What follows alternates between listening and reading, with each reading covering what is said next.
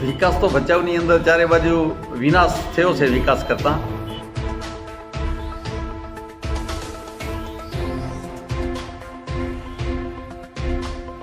Plant છે એ મોટામાં મોટો ભ્રષ્ટાચાર થયેલો છે. આજે નગરપાલિકાના રૂમોની અંદર કેરબાઓ પડેલા છે, સડી રહ્યા છે. અમારા વોર્ડ નંબર 3 ની અંદર જે દલિત સમાજનો એરિયો છે ત્યાં મોટા આરો પ્લાન્ટ લગાવેલા છે. એ બિલકુલ ખોટકાઈ ગયા છે. 2-3 વર્ષથી એમને વપરાયા વગરના કોઈ પણ બિલકુલ ચાલુ જ નથી થયા. જીઈબી એને કનેક્શન નથી આપ્યું કારણ કે જીઈબીનું બિલ ભરેલું નહોતું.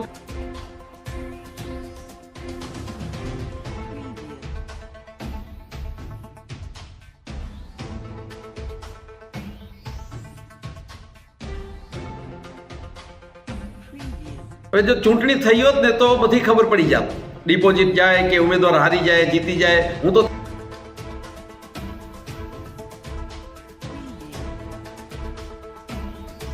રાઠોડ વોર્ડ નંબર 3 ના ઉમેદવાર કોંગ્રેસ પાર્ટી. શું વિકાસ બાબતે શું કહેશો?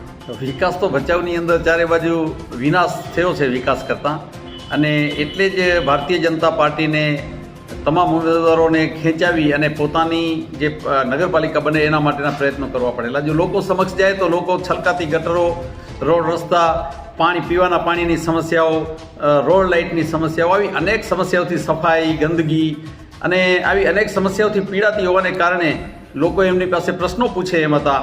અને એના કારણે આ પ્રશ્નોથી બચવા માટે જ એમણે બિનહરીફ કરાવવાના બધા તમામ હાથગંડાઓ અપનાવ્યા. છતાં આવનારી ચૂંટણી છે એ 18 બૂથ ઉપર ચૂંટણી લડાઈ રહી છે. એ લોકશાહી માટે અને કાયદા માટે, બંધારણ માટે બહુ સારી બાબત છે. ખાસ તો વોર્ડ નંબર 1 માં જે ઘટનાનો વિડીયો હમણાં કાલમાં વાયરલ થયો એ બાબતે શું કહેશો? હવે વોર્ડ નંબર 1 તો થોડો વિકસિત એરિયો છે. આમ તો થોડી પ્રજા પણ જાગૃત છે ત્યાંની, પરંતુ જે સાચો વિનાશ જે જોવા જઈએ તો એ વોર્ડ નંબર 7 કે હિંમતપુરા વિસ્તાર છે, મુસ્લિમ લઘુમતી એરિયો, ત્યાં ખુલ્લે આમ ગટરો છલકાઈ રહી છે. દલિત વિસ્તાર છે જ્યાં બિલકુલ રોડ રસ્તા નથી થયા, પેવર બ્લોક નથી થયા, રોડ લાઇટો અને દલિત સમાજ માટે કોઈ બાગ બગીચા કે દલિત સમાજના બાળકો વાંચી શકે એવી કોઈ નાની એવી લાઇબ્રેરી, જે શાળા છે એની આજુબાજુ તો ગંદકી છે. અમારી જે ઉપર ડુંગર ઉપર દલિત વિસ્તાર છે, એટલે પછાત વિસ્તારની સાથે આ લોકોએ કિનાખોરી રાખી છે, વર્ષોથી રાખી છે.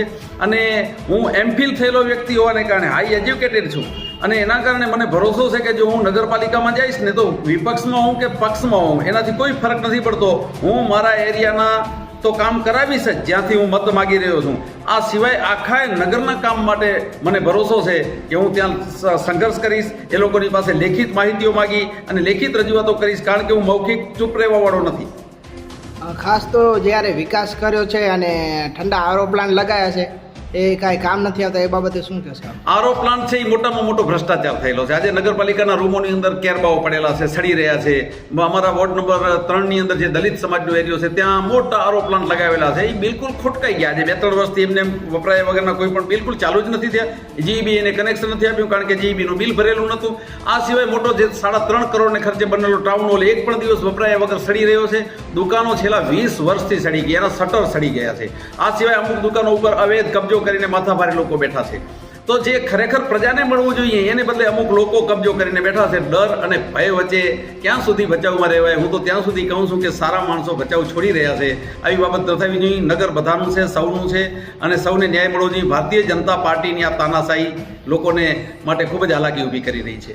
જ્યારે ભાજપના નેતાઓ કહી રહ્યા છે કે કોંગ્રેસની ડિપોઝિટ અપ થશે, એ બાબતે શું કહેશો? હવે જો ચૂંટણી થઈ હોત ને તો બધી ખબર પડી જાત. ડિપોઝિટ જાય કે ઉમેદવાર હારી જાય, જીતી જાય. હું તો ત્યાં સુધી કહીશ કે ઉમેદવારોને જાવું ન પડ્યું એ સૌથી મોટી દુઃખદ બાબત છે. જો પ્રજા સમક્ષ ગયા હોત, લોકોની પાસે ઉભા રહ્યા હોત કે એમને વોટ આપો, તો લોકો એમને કહેત કે અમે તમને શા માટે વોટ આપી, તમે કર્યું શું છેલ્લા 5-7 વર્ષમાં. એટલે ડર અને ભયના કારણે એ લોકો ભાગી ગયા છે. કોંગ્રેસની ડિપોઝિટ રહે કે જાય એ સેકન્ડ નંબરની વાત છે. એ લોકો પણ એ જે ડરથી, ભયથી ભાગ્યો, સિંહણ તારો ભડવીર ભાગ્યો, જે એક ઝવેરચંદ મેઘાણીજીની કવિતા આવતી હતી ને, આ ચૂંટણીથી ડરીને ભાગેલા ભાજપની આ ભવાઈ હતી. આપના મતદારોને શું હું મારા મતદારોને અપીલ કરું છું કે મનજીભાઈ રાઠોડ એમફિલ થયેલો વ્યક્તિ, હાઈ એજ્યુકેટેડ અને શિક્ષણ સાથે જોડાયેલો, આ સિવાય મારી અંદર કોઈ એવી બુરાઈ નથી કે લોકો જેના કારણે મને તિરસ્કૃત કરી શકે. અને હું સામેવાળા જે પણ ઉમેદવારો હોય એની સાથે મારી સરખામણી કરો.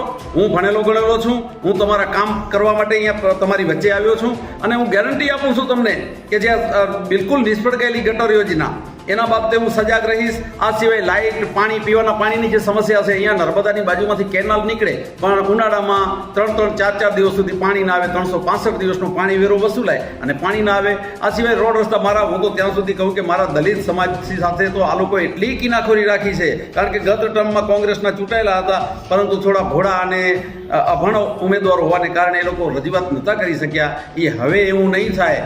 જો હક માંગને से नहीं मिलता तो बाबा साहेब आम्बेडकर की हम संतान है, हम छीन लेंगे. हमारे जो हक और अधिकार है, और डर की बात छोड़ो, क्योंकि एक इंसान मरने से 150 करोड़ લોકોની અંદર એક માણસ મરવાથી કોઈ ફરક નથી પડતો. કોઈ એમ કહેતો હોય કે મારી નાખશે ને તારી નાખશે, હું મરી જઈશ તો પણ આ ધરતી ઉપર બીજો કોઈ નવો જાગશે. એટલે ધરતી છે ને વાંચણી નથી. એટલે આપણે મારા વિસ્તારના કામ માટે હું હંમેશા સજાગ રહીશ.